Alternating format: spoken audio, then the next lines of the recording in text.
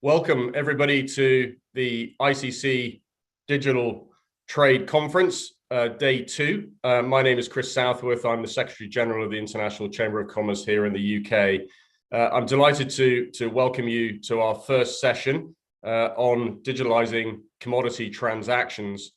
We had 3 fantastic sessions yesterday, setting the scene on standardization and then having a deep dive into the finance sectors and warehousing sector, which was really interesting. I think we're going to have now another really interesting session on commodities and what the implications and obstacles are to adoption of standards. What I'm going to do now is just introduce you to Satoru Someya, who's the Managing Director of TradeWaltz. I'm delighted, I have to say, to have Satoru with us. We've been chasing him for quite some time, so it's a real privilege to have you here, Satoru, and I think particularly with your energy and activity in the Asia space, I think what you're seeing out there is of great interest to all of us here on the call and more broadly in the digital trade environment. So if I can hand over to you to say a few opening remarks, thank you very much. Yeah, thank you very much, Chris-san. I will make the keynote speech first. Yeah, thank you so much for inviting me today to give a keynote speech at the ICC Digital Trade Conference, webinar 04. I am Satoru Someya, Managing Director of TradeWaltz. After more than 10 years of experience in the digital field at the Mitsubishi Corporation, a global trading company, I and we co-founded TradeWaltz, a digital trading platform in 2020. With members of industry, government, and academia or Japan. Our service, which improve trade efficiency by 44 to 60%, and enables remote work, is gradually gaining presence in the Japanese market. And now we are working to create the future of trade, not only in Japan, but also in Asia and the world. As a member of United Nations Pact or ICC, etc., we are involved in the creation of digital standards. First of all, let me explain the trends. As you all know, the world trend is confusing due to various international situations, such as COVID-19 and the situation in Ukraine. And digital technology is required not only to improve the efficiency of business practice, but also to make them more visible and robust and sophisticated in various ways. If this challenge is not resolved, international trade will continue to be repeatedly disrupted by external factors. In the United States and Europe, industrial players such as banks and shipping companies are developing and working on industry-specific platforms such as Control, MyHub, Enigio, and TradeLens. In contrast, in Asia, many governments and other organizations are taking the lead in developing on country-specific platforms such as Singapore's NTP, Thailand's NDTP, Japan's TradeWaltz, and China's TradeGo. These platforms would solve the problem of digitalizing trade operation in domestic. However, this means that only companies that use the same platform will be able to digitalize their relation with each other. And this very early stage, when many platforms are imagined, the challenge for user is simply that they do not know which one to use. The range that each platform can cover is limited. So even if you use the financial digital function, other parts remain analog. So you have to use one more platform and so on. Many companies are unable to take the first step. Therefore, what is required in the coming era of trade digitalization is interoperability and standardization. If platforms with different areas of expertise can link their data to each other and use the function of other platforms in a single window, it will be easy to choose any platform to connect with the rest of the world. The image is an alliance organization like Star Alliance, organized by airlines, where flights around the world can be linked and used from one airline's website. What is needed for this kind of interoperability is international standardization of data. When platforms are connected to each other, if data items differ, translation is required each time, and the connection does not work well. The United Nations, the FACT, ICC, and BIMCO, etc., are promoting this very standardization. And this conference is the place to consider interoperability based on this standardization. How can we promote the digitalization of trade, including BBL, especially in the commodity area at webinar 04? I hope we can have a very nice discussion. Thank you very much.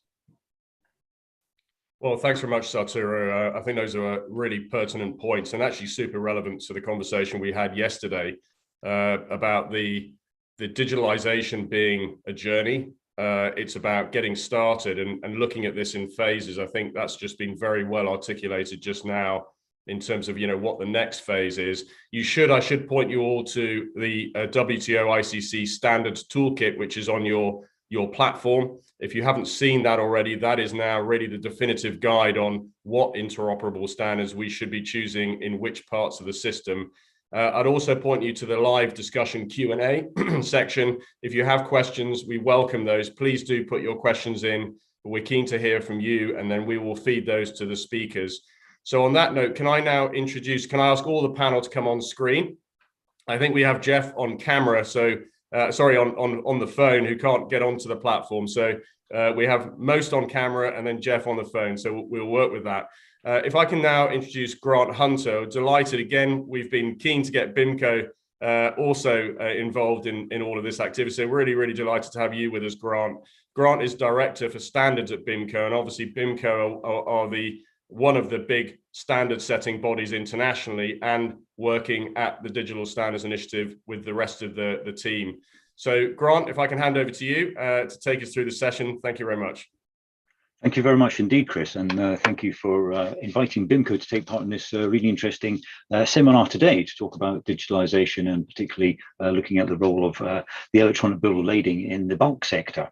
As Chris, as you said here, BIMCO is a very old, well-established organization in the shipping world. We represent about 60% of the world's merchant fleet, but we're an old organization in a very modern world.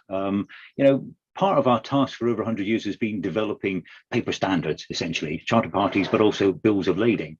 So in some ways, we're part of the problem, but we're also going to be part of the solution as well. We need to be involved in this engagement to go through the transition to a digital era, very much so. So we're taking these paper standards and we want to belong to this era where we transform these paper standards into electronic bills of lading standards as well. So that's a project we're currently very actively working on at the moment, to develop an open standard electronic bill of lading for the bulk sector. And we really think it's an important task. For over 25 years now, we have supported the concept of promoting in the shipping industry the use of electronic bills of lading. We tend to think digitalization is a very sort of relatively new initiative, but it really does go back. When I first joined BIMCO 25 years ago, one of the very first conferences I went to was on electronic bills of lading. What's happened in the past 25 years is not as much as we'd like to happen. Really, we haven't seen that sort of take up of electronic bills of lading to the extent we'd like to see. Some of the figures that were sort of put around about, what the uptake of electronic bills of lading are in the industry, we've seen figures from the last couple of years of something like, less than 0.1% of world trade being carried on electronic bills of lading. In the past couple of years, this has been accelerated a little bit by COVID, and I think it's around about sort of 1.5% now. It sounds like a very tiny amount, and clearly we've got a long way to go. We need to find out how we get there to increase this number to a significant amount of electronic bills of lading. But within that sort of relatively small figure of looking at global trade, we have identified some really good success stories. And I think these are really important things to share with the industry. Literally just before the seminar started, I was talking to someone from Vale, the big mining company in Brazil. They have been pushing very hard for the past 4 or 5 years to get electronic bills of lading more widely used. And now 25% of their trade is actually done on electronic bills of lading. Just to give you an idea of what that means in terms of shipping iron ore, that's around 70 million tons of iron ore shipped every year. Well, they've also told me as well, their internal processes have been very much digitalized as well. So within other mining companies within Brazil as well, moving commodities around for blending purposes as well, that covers around 150 million tons a year, which is now also all being digitalized. So there are some very good success stories, and there are companies out there I think we can learn a great deal from that have actually achieved something here. But we need to get this message out to the whole industry. We need to talk through, what is actually preventing the uptake of a greater use of bills of lading. And that's, essentially why we formed this panel here today, because we've got some interesting experts here who will give us some different perspectives on why they think or what they think the obstacles are to greater uptake. And let's look at some of possible solutions as well. What I'd like to do by the end of this session is identify 2 or 3 actionable points, things that are real tangibles that we think we can move ahead with and actually help clear some of these obstacles. I think working together is really, really important in this process. I see what's happened in the past few years as something significant I've not seen in my career in the shipping industry before, that so many entities are coming together with this sort of a common objective of trying to get electronic bills of lading, trying to get digitalization in the shipping industry to work. So it's really, really encouraging. And just very recently, earlier this year, BIMCO joined the FIT Alliance, the Future International Trade Alliance, which is the ICC together with the Digital Container Ship Owners Association, FIATA and SWIFT. And we will be working together to promote the electronic bill of lading in the industry. And it's a really valuable grouping, all with the sort of different perspectives on this. I'm sure the alliance will grow in the future, but for the time being, I think it's a really good signal to the industry that, yes, we can work together and hopefully we can produce some very, very good results. So when it comes to electronic bills of lading, we are, by the figures I've shown, it isn't growing to the extent that we'd like it to grow. There's a lot of impetus and incentives to get this to increase. The sheer scale of things is enormous, but we know there are obstacles in the way to prevent the greater uptake. And what I hope to do over the next sort of 45 minutes or so is just try to identify what some of these obstacles are from our panelists and see what potential solutions are there. What our panelists think are ways of moving forward here. How can we overcome this? How can we sell the good news story? How can we persuade people that now is the time is absolutely right for moving through this digital process and getting more electronic bills of lading accepted? And of course, part of that is identifying what the value propositions are for electronic bills of lading. Is it one value proposition? Is it numerous value propositions? We need to identify these areas in addition to identifying the obstacles as well. So to start off, the question I want to put to our panelists here today is the very simple one: what are the obstacles and how do we overcome them? And I'd like to ask this question from different perspectives, from different panels. I'm going to start with Michael asking you that question: what are these obstacles? And to perhaps look at the issues concerning with, how do we engage with our customers? How do we promote standards and the importance of developing standards? And really, how do you see that fitting into this question of overcoming obstacles and finding solutions and moving ahead? It's my turn. Sorry, Michael. Yes, this is you. The question put. Yeah. Okay. Thanks, Michael. Here. Hi. So on the obstacles to adoption, I think trust is a really big one. A lot of the vehicles to the use of the instruments and the standards are the platforms, like TradeWaltz, like MineHub, and the others. They're often unproven and at conceptual stage. They're small. I think there's a big barrier there to overcome to become trusted. Probably though, the biggest one I think is I see a real knowledge gap between the types of people that are behind the blockchain and other digital solution initiatives and the audience that they face when they're pitching and when they're talking in meetings and what they have written in their presentations. I really see that I'm coming from out of industry, and perhaps maybe I see it more clearly because I'm not so much a technical person. So, but how do we overcome that? Customer engagement is the biggest one for me. At MindHub, we spend a lot of, we put a lot of focus on engaging locally, having people where possible from industry, and really looking closely at how to make the message to each of the different user types to make sense from their perspective. So that's a value proposition that works for them, right? You know, it's easy, I think, for the audience, for the potential users, to be bamboozled by presentations from you know, a handful of different kind of platformers, to use the Japanese term, and get confused. So I think the message is often confusing.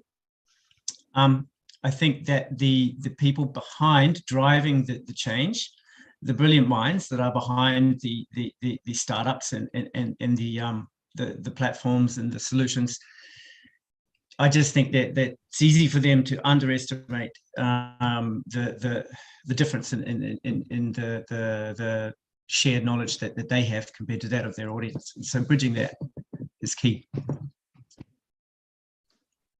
Okay, thank you very much, Mark. If I could pick up on a couple of your points there. Yeah.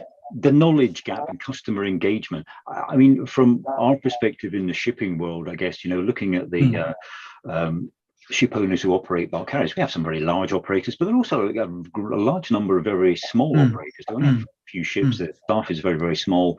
Technologically, they're not necessarily very sophisticated companies.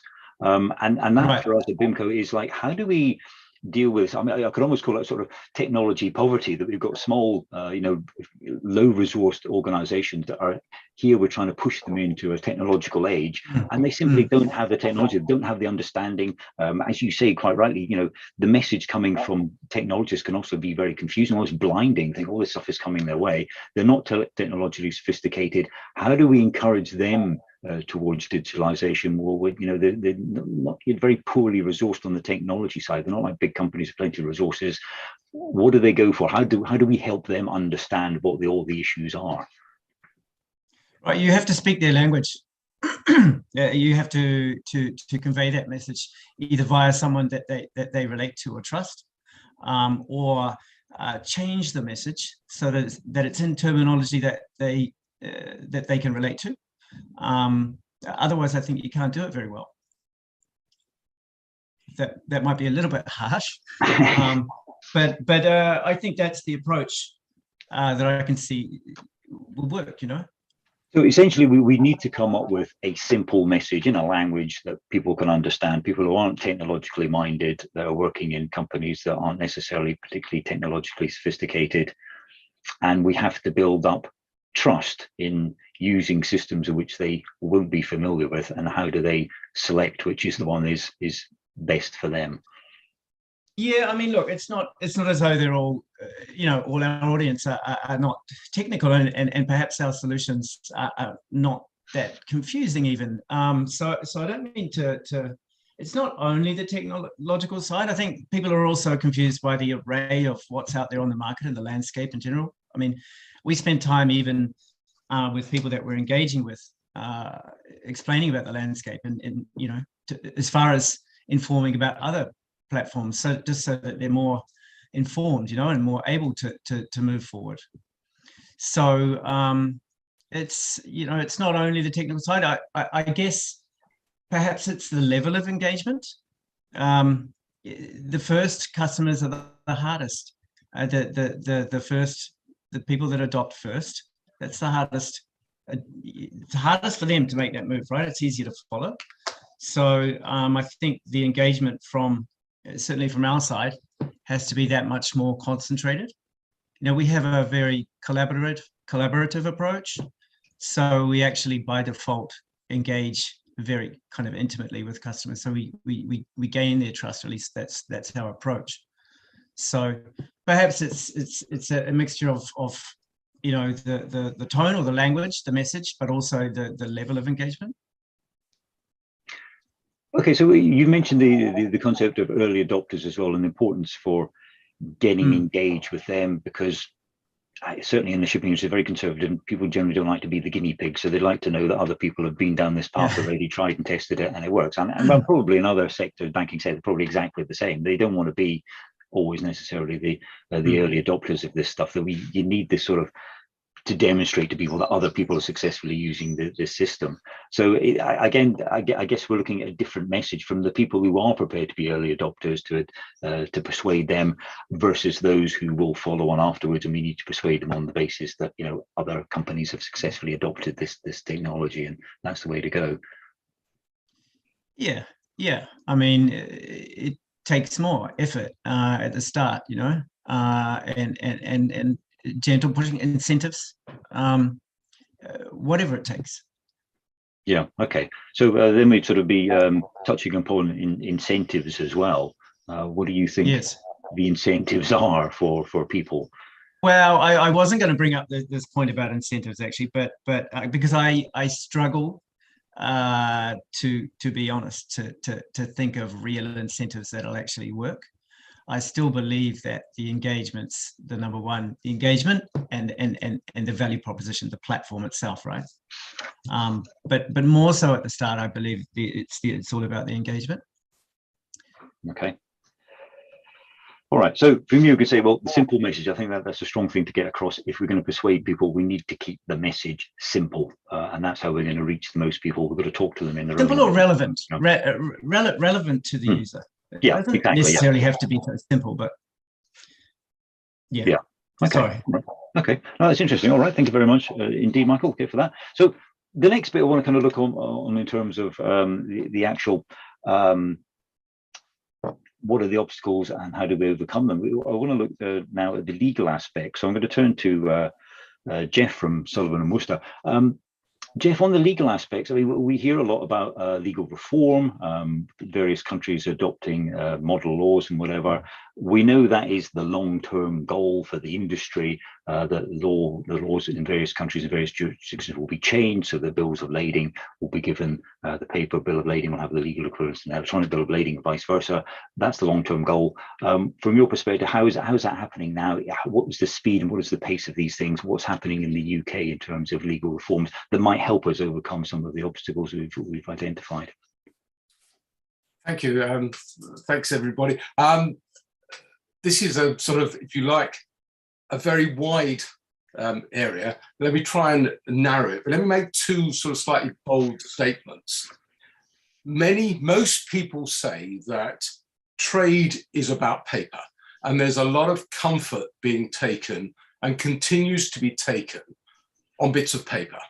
So we're talking electronic, but most people would rather hold a piece of paper that evidences their title to something.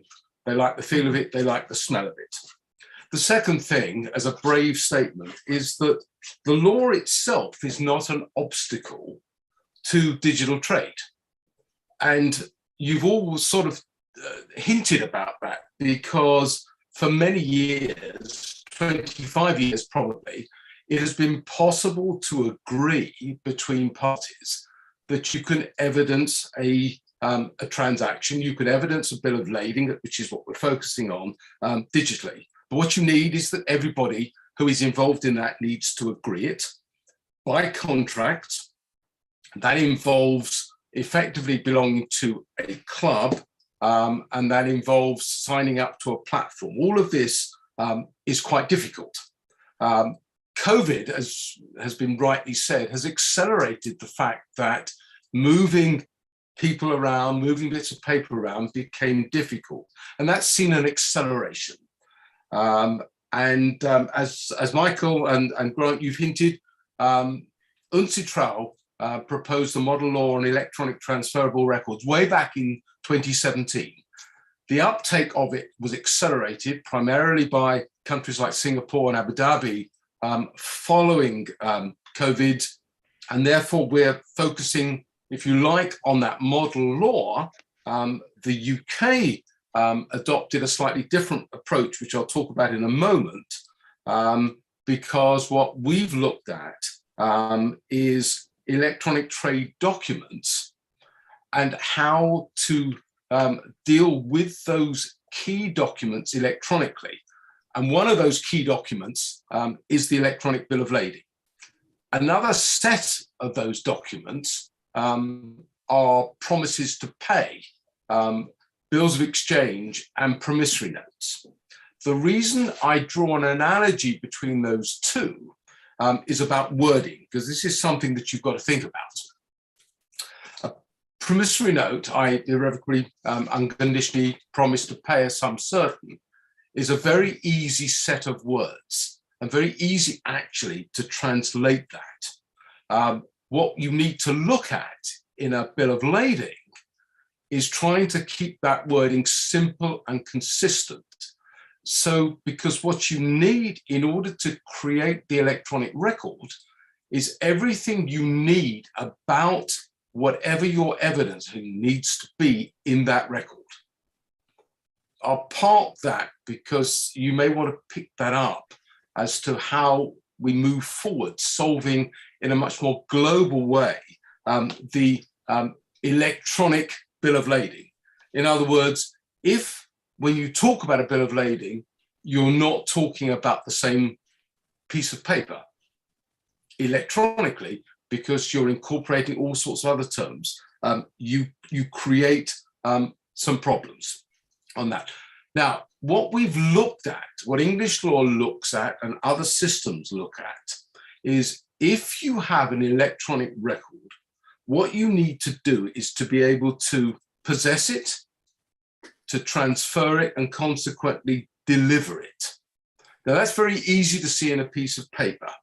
From a legal point of view, how do you evidence that possession? And you evidence that possession by exclusive control. Now, that's an important basis of which the English law's new act, the Electronic Trade Documents Act, is looking at. Because what it says is, and here's the key, I think, forward, that you therefore need a reliable system which you can use, whereby you can view who owns that electronic record, and you can enable the person who has exclusive control, i.e. for this purpose, the owner, to be able to transfer that record to another party, who at that point will then have exclusive control. And that's being done, the idea is, by a public key enables you to look to see what's going on, but the private key is literally the key, the solution to how, from a legal point of view, you create that possession, that exclusive right to be able to sell. Now, that's important to think that through.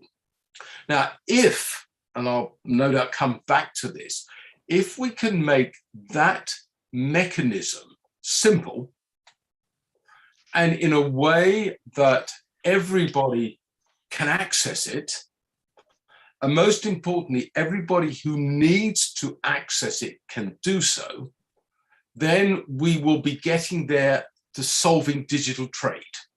Because what you need to be able to do, because we're only solving an English law problem, if you like, is that everybody then who gets involved with that electronic record says, aha, yeah, I know that that's yours and I'll do what you tell me.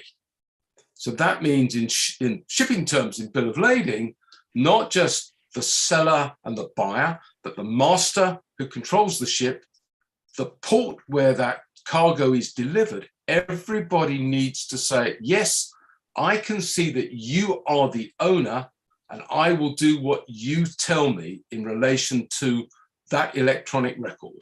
And I will allow that electronic record then to move and be converted into something else. How quickly can that happen? Well, if English law passes, as we hope, by the summer, and others embrace that sort of concept, we can move quickly to have the legal systems being able to adopt this. And then we need the technology to follow it. But we don't need, and we shouldn't have to have the joining of the clubs that exist, because then you get to Satoru's point about the interoperability becomes a problem. So we have to have an accessible system that is reliable, that evidences the title that we want. Okay, thank you very much indeed, Jeff. I think that's a great overview of the legal issues and the legal development in the UK legal system. Coming back to your original point, I mean, your opening words were there's comfort in paper, the evidence is title. And that, I think, is quite a key obstacle to trade. Interestingly enough, I was coming back from Amsterdam last week, and I was just standing in the queue waiting to board. And I looked around and I could see everybody had in one hand a smartphone, and most of them in their other hand had a paper boarding pass. And I'm thinking, okay, well, this is a bit strange world, isn't it? Because we all know that if you get a boarding pass on your phone, it's much easier to pass through the airport. It really is. It speeds the whole thing up. You don't have to stand around queues and have to talk to a human being. And yet, I would say the majority of people had a paper boarding pass. And I think it's exactly what you're saying there. There's just some comfort in a piece of paper that is difficult to dislodge for people. And I think essentially that it equally applies to a bill of lading. In some way, this piece of paper, a physical thing, people have an attachment to, that somehow we have to persuade them to let go of, then it's okay to have it in a digital format. And then talking about, you know, your issue, you've got to trust. You've got to trust that. And why, you know, you're right. Why do we walk around with a paper boarding pass?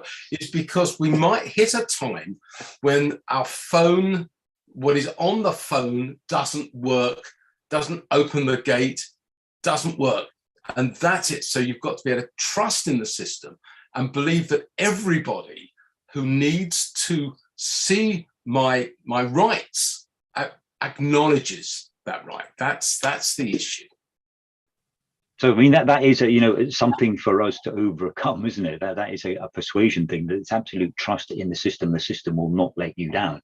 And then looking at, you talked about, yes, the legal system at the moment obviously allows the use of electronic bills of lading, but as you say, there's a distinction between perhaps the electronic bills of lading that we're using in the current suite of platforms, because in many ways they are a digital version of a paper bill of lading. But what you're talking about is a digital bill of lading. It's not a transformation, or it's not taking that piece of paper and just putting it into into a PDF or whatever and somehow exchanging it in a secure environment. You're talking about a completely different process. So we don't have that paper bill of lading. We have a digital record. You can do both, but where I think everybody wants to move is to move to that electronic rather than just a digital replication of the paper. Yeah, you're right. But don't preclude either, because if we're going to move, we need to move in a way that is the most acceptable way.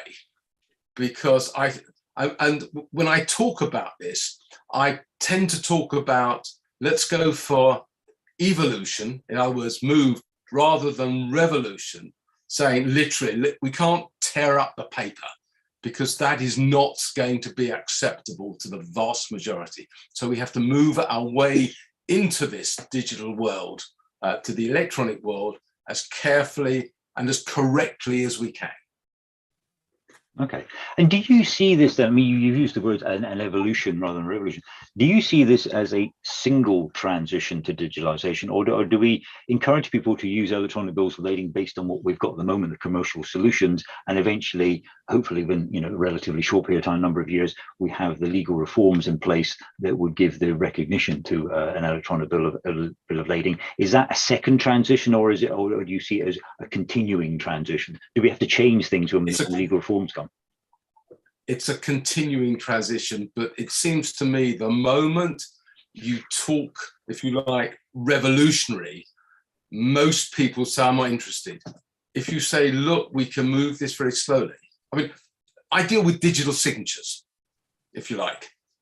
How many of my clients, particularly my banking clients, say, can we just have a wetting one just in case? And that's all part of the problem, is that, as I say, trust is an important word. But this idea of saying, let's get rid of paper, is going to be, I think, too difficult in the short term.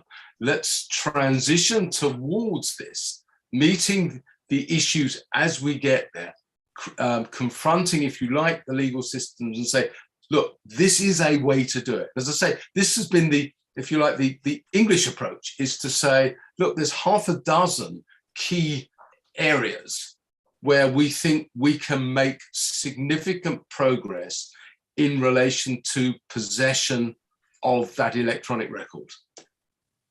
We're not saying everything, we're just saying, let's move here. And fortunately, a bill of lading is in that list.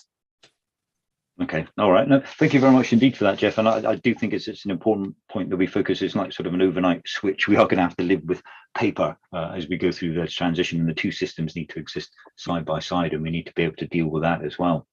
Right, thank you very much, Jeff. And I'd like to pass over to Satoru as well. I mean, we're interested to hear your views on interoperability as well. But I also think you've got some interesting comments we picked up on our sort of pre-planning thing. You were talking about aspects of ESG as well, and how that might act in terms of encouraging digitalization in some way. So again, putting the question to you, identifying the obstacles, but also what's the pathway through this? How do we persuade people to move into this electronic era? Yeah, thank you very much. Yeah, I suggest 3 obstacles to move forward digitalization. The first one is the multi-input of the system, and the second one is community, and the third one is the initial cost to shift to the digital world. The first, multi-input. Our client always say that they want to move forward to the EBL system, but they are treating the data in SAP or other ERP system right now and making the documents outside of the system or the input to the platform like us. But if they want to use the EBL system, additionally, they need to retype the data to EBL. That is a little bit operational cost for them.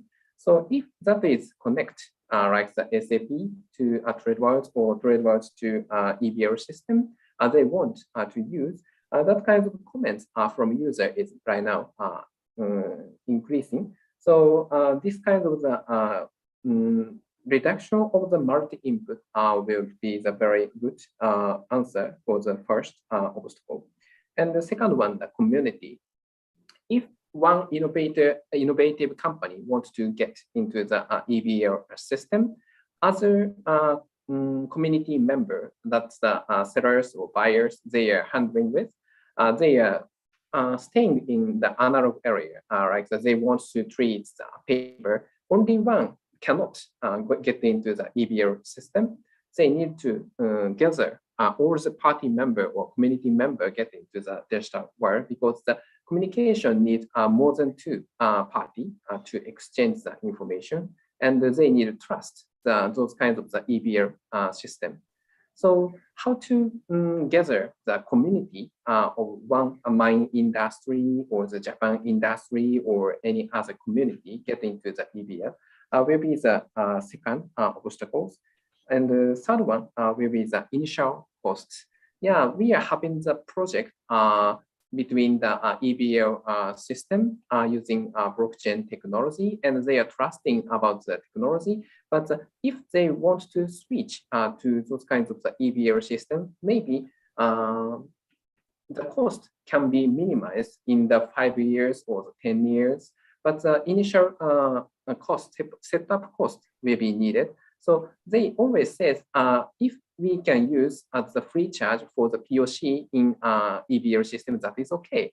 But if we want to get into the production phase to use the EBL system, that will make some initial cost, and we cannot persuade our boss, or we cannot make the decision in our company. That is the user's voice.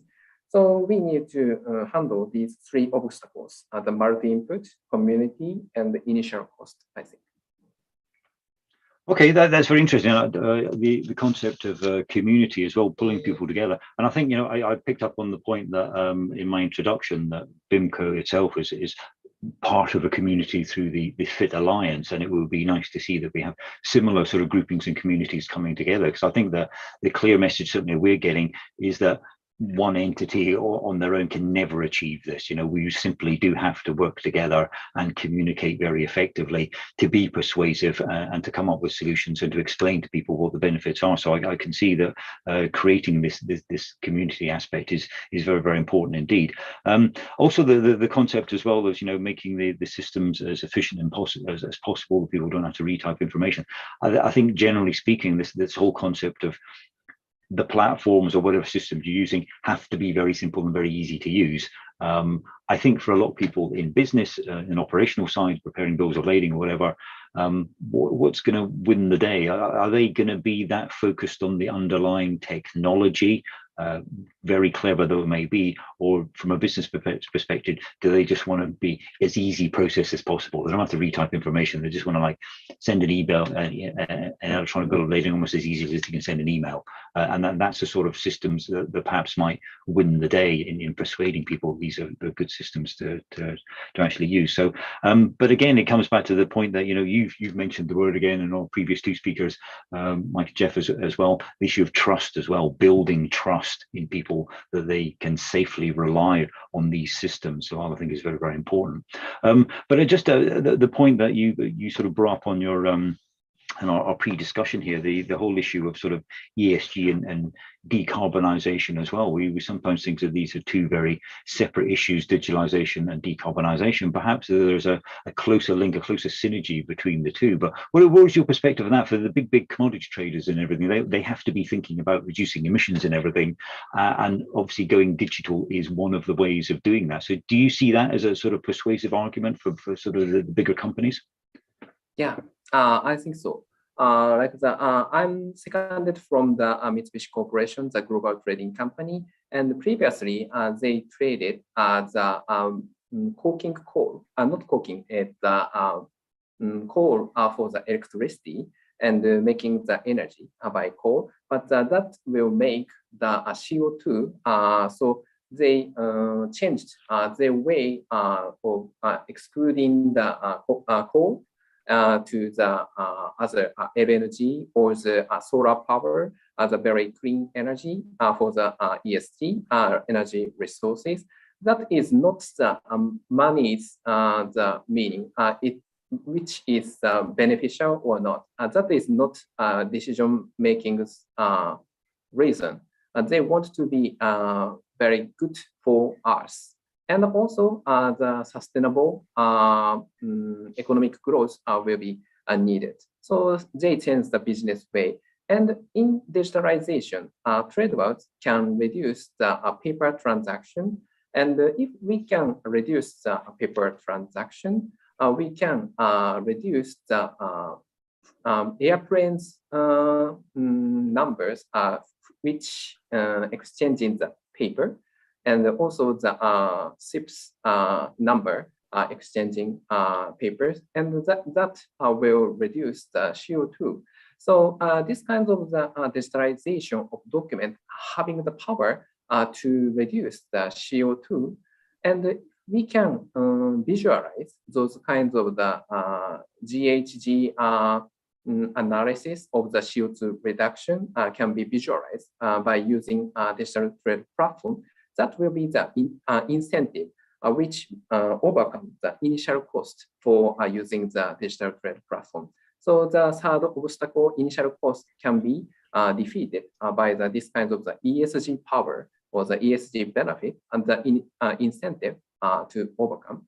And yeah, we are now visualizing our CO2 reduction numbers with the collaboration with the ICCs also right now creating the CO2 visualizing tool. And also in Japan, there is ZeroVolt, the famous CO2 reduction visualizing platform in supply chain.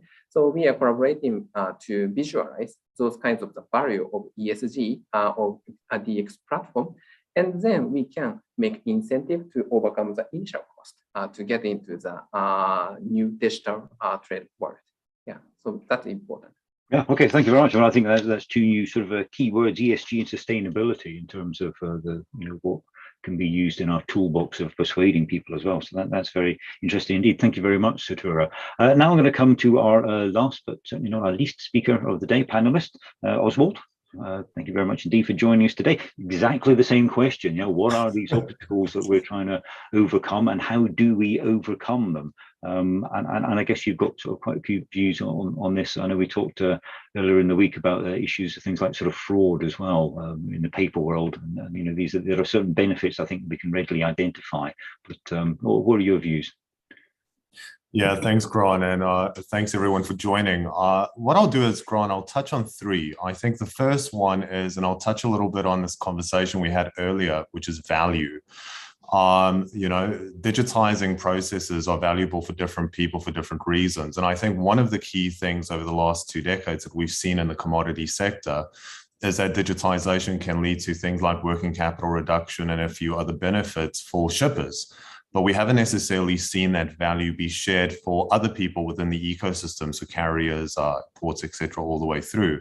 And so I think this is where what can be done. I think the first thing to recognize is work that was done, for example, through the ICC with Coriolis Technologies, even Commonwealth more recently, on what is the case for change, what makes trade digitization valuable. And we can see there's trillions of dollars of productivity value still on the table. It's going to help bring more people into the trade finance ecosystem, and it's going to help reduce risk.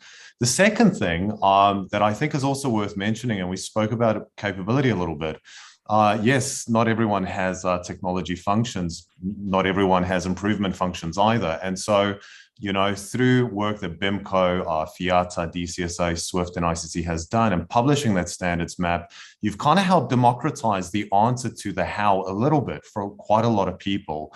And so that ability to use that now to say, okay, well, if I want to digitize whether it's an EBL, whether it's an invoice, warehouse receipt, whatever it is, I actually have a place I can go now to get a sense of how I can do that. Now, I think Chris and them are going to talk a little bit more tomorrow about what can be done to help support people, because the reality is we need to support people as they adopt these standards now, whether it is finding the community where they can ask each other questions. I'm adopting this, it's working well, this is a little bit challenging, and how do we share with each other?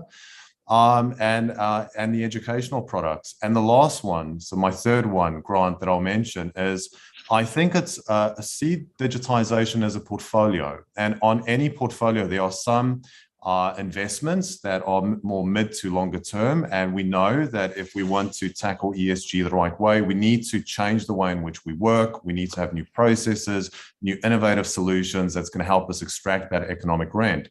But at the same time, there are other use cases that you can actually unlock in the shorter term that can actually help fuel a lot of the growth that's required, even internally, when companies go, where's the value?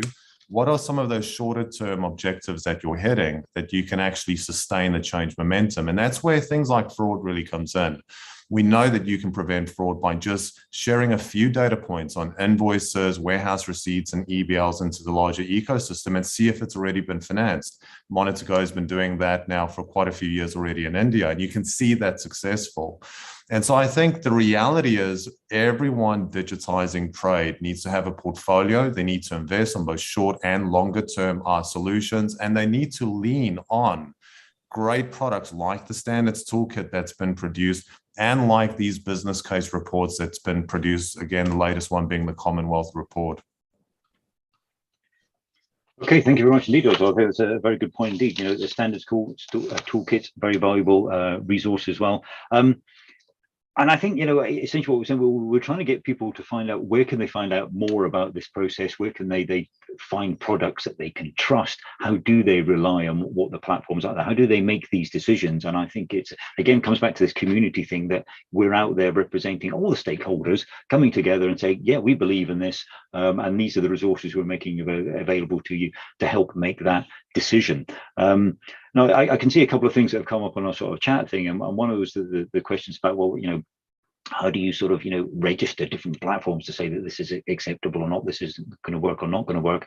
Certainly in the shipping world, as far as electronic bills of lading concerned, BIMCO's always said, well, we wouldn't recommend any system for using electronic bills of lading unless it's been approved by the international group of P&I clubs, who are going to be the insurers of these ships as well. So we need that insurance backing as well. We need them to have vetted the system, vetted the rule book, the sort of walled garden, all the stakeholders going to work with them, and say, well, okay, well, as long as they're happy with it, then we will be happy with it. And I think that is a very good point. We kind of need some systems in place that's going to check and verify things. There are a lot of new startup companies coming out with brilliant ideas. I don't know how well invested they are, how good their products are, but it's a minefield. There's so much information out there. And I guess it's a role for us to form these communities to give solid, practical advice to people when making these decisions to help them guide through this process. So, I think what you're identifying there is very valuable. And I think we need also the issues you've touched upon, the issue about, helping to prevent fraud. I mean, we do see a lot of these things with sort of fraudulent invoices without the technology is there to help people, but are they necessarily aware of it and what's good and what's bad? So I think these are good messages to pass out there. So I wonder then because we've got sort of about 12 minutes remaining here, I can see quite a lot of questions I'd like to sort of ship out to the panel and see sort of answers we get there. I'm not going to go through them in the exact order because some of them are fairly long. But in terms of trust is a word that we've had mentioned by almost all of the presenters here, all the panelists today. Is clearly a key thing to make this successful.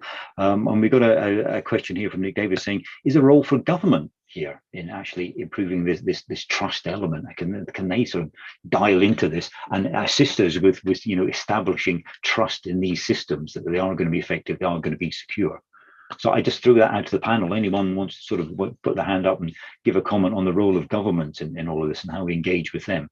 Well, I'll quickly jump in there. I think if we have a look at what happened during the pandemic, a lot of governments helped a lot of small mom and dad shops to actually digitize a lot of their processes. Here in Singapore, I can basically buy everything I want now through applications like Grab, Deliveroo, et cetera, and I think the more governments help support initiatives like that and the broader ecosystem and public starts using technology in their every single day life, the easier it's going to become when we do tackle these larger, processes like title processes to actually digitize them.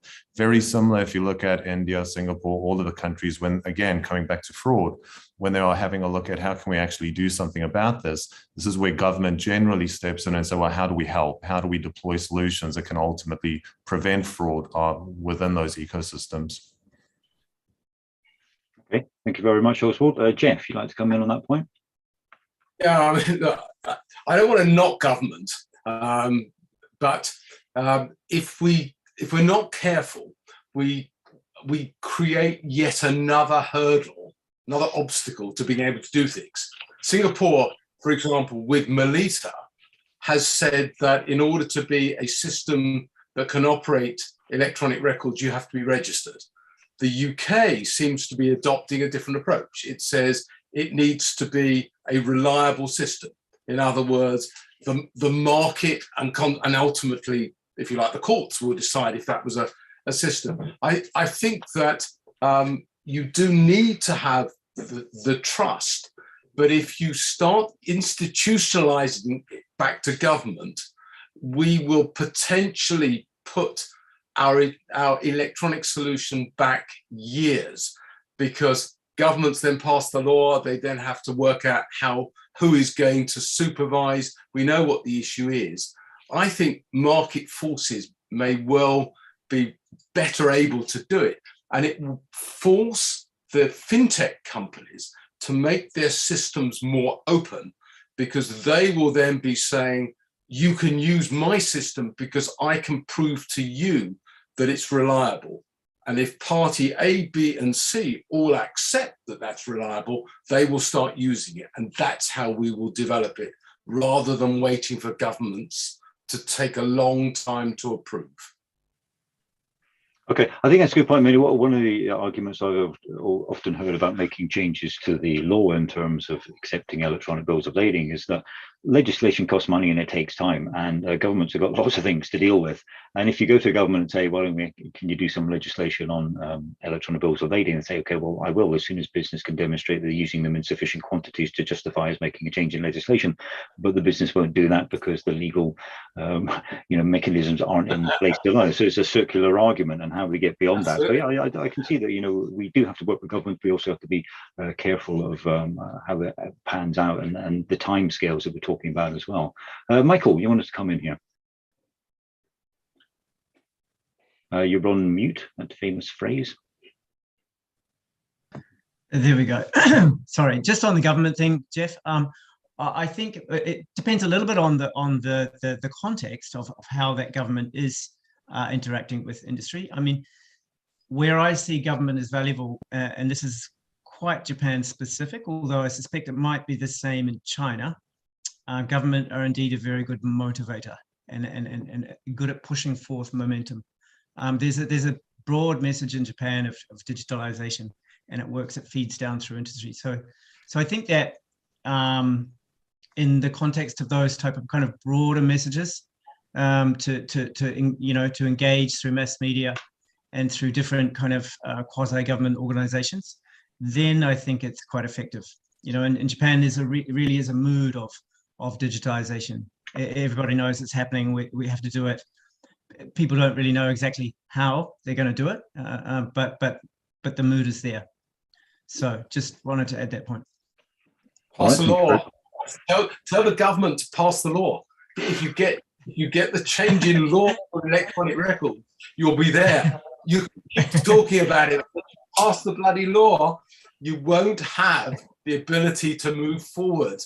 Yeah. I mean, we're not talking specifics. It's very broad.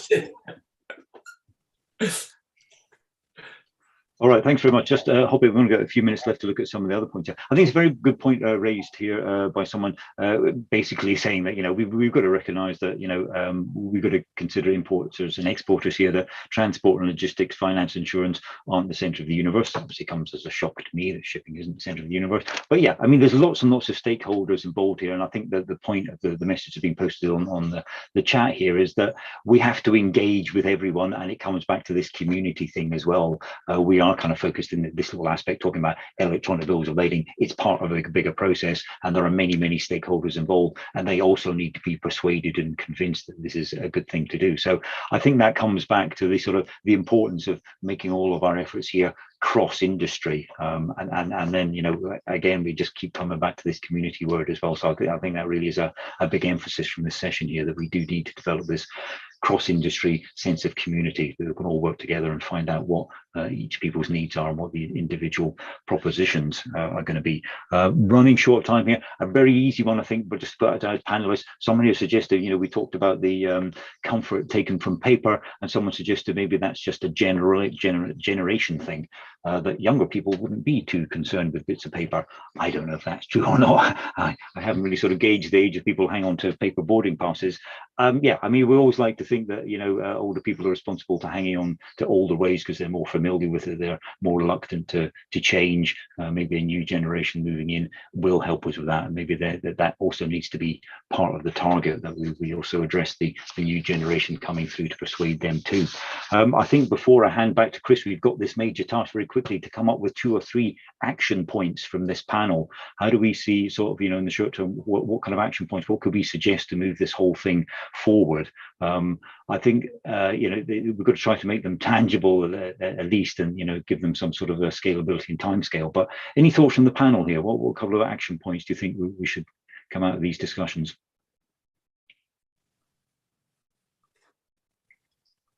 If you want the legal one, pass the law to recognise electronic records, allow a system that can be trusted to do that, make the access to that system simple, and grant, in some ways, back to you, make the documents simple, make the way it go, and that goes right back to sellers and buyers.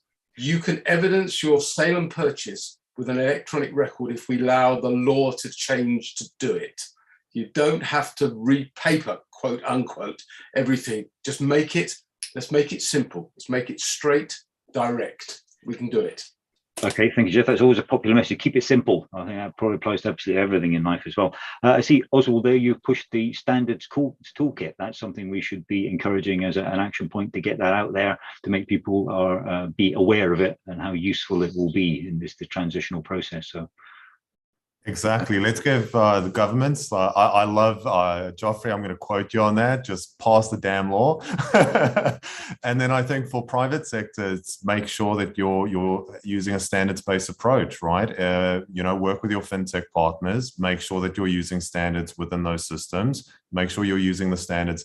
Last year at Cybos, everyone was talking about where's the standards. Well, BIMCO, FIATA, DCSA, SWIFT, and ICC has now given us all insight into what they are. So let's get going. All right. Thank you very much for those final words. And Oswald, I think that's very encouraging. I'm now going to pass back to Chris, but just before I go, just to say thank you very much indeed to the panel. I'm sure we could have talked for hours about this. I mean, there are loads of the questions cropped up here. It is a fascinating subject, but thank you all for your input. It's been really great. So pass back to you now, Chris. Thanks very much, Grant. What a fantastic session that was. I thought that might be the case, having been part of the pre-brief. Thank you so much to speakers. Thank you. Special thanks to TradeWaltz and MindHub for sponsoring this session as well. And thanks, of course, to the audience. I would just point you to the case study report as well. We talked about use cases and the importance of those. That's on your web platform for everyone in the audience. So do have a look at that. That is interesting. With quite a good variety of case studies too, and we'll do more of those in the future. Just for the next session, can I just point everybody, that will kick off at 11 o'clock British Standard Time, Greenwich Mean Time, and that will be on the next sector, which is shipping and logistics, and talking about digitalization and standardization within those sectors. And I can tell you now that is equally interesting to this session here, very relevant. There's some real common themes coming out in these conversations, particularly around areas like trust, education, awareness, and all of those sorts of topics. So thank you very much, everybody. Look forward to seeing you in an hour or so's time. And thanks again to the panel.